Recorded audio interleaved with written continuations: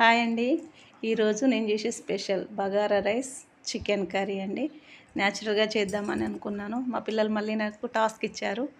2 గ్లాసుల రైస్ కడుక్కున్నాను.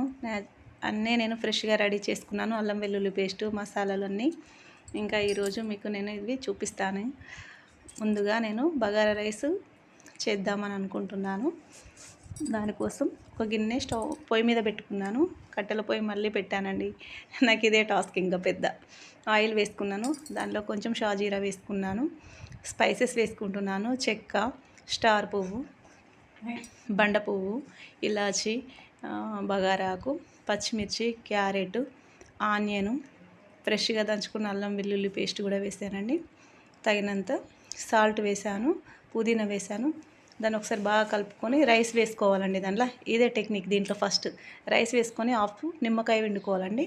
కాసేపు పొయ్యి మీద దాన్ని ఉంచాలి అలాగే కలిపి. తర్వాత వాటర్ వేసుకొని గ్లాస్కి గ్లాస్న్నర వాటర్ వేసానండి. నేను బాస్మతి రైస్ తీసుకున్నాను. ఇంకా దాన్ని మంచిగా బాగా కలుపుకొని మూత పెట్టుకోవాలి.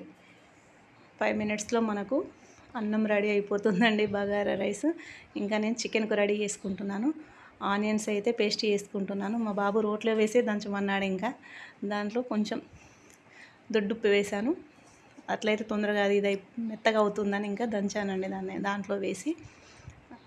ఈలోపు అన్నం కూడా రెడీ అయిపోతుందండి మనకి. ఇంకా బగారా రైస్ రెడీ అయిపోతుంది. దాని మీద పుదీనా వేసుకున్నాను. కొత్తిమీర, పుదీనా వేసుకుని ఇప్పుడు కడాయి పెట్టుకున్నాను. ఆయిల్ వేసుకున్నాను చికెన్ కోసం. ఇది దీంట్లో కొన్ని స్పైసెస్ వేసుకున్నాను. చెక్క, లవంగాలు, బగారాకు, పచ్చిమిర్చి, ఆనియన్ పేస్ట్ అయితే వేసానండి. పచ్చి ధనియా పౌడర్ వేసాను. బాగా కలుపుకోవాలి. దీంట్లో నేను అల్లం పేస్ట్ వేసి పసుపు వేసి కలుపుకున్నాను. ముందుగా రెడీ చేసి పెట్టుకున్న చికెన్ దీన్ని వేసి కలుపుకున్నానండి. చికెన్లో పెరుగు, నిమ్మకాయ, ఉప్పు, కారం వేసి అల్లం పేస్ట్ వేసి కలిపాను. హాఫ్ అన్ అవర్ ముందే కలిపి పెట్టుకున్నాను నేను దాన్ని.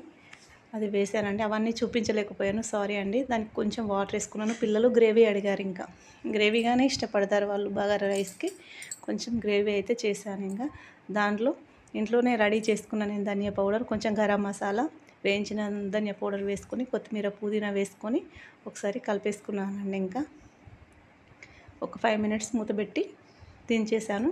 Bagara rice chicken curry ready.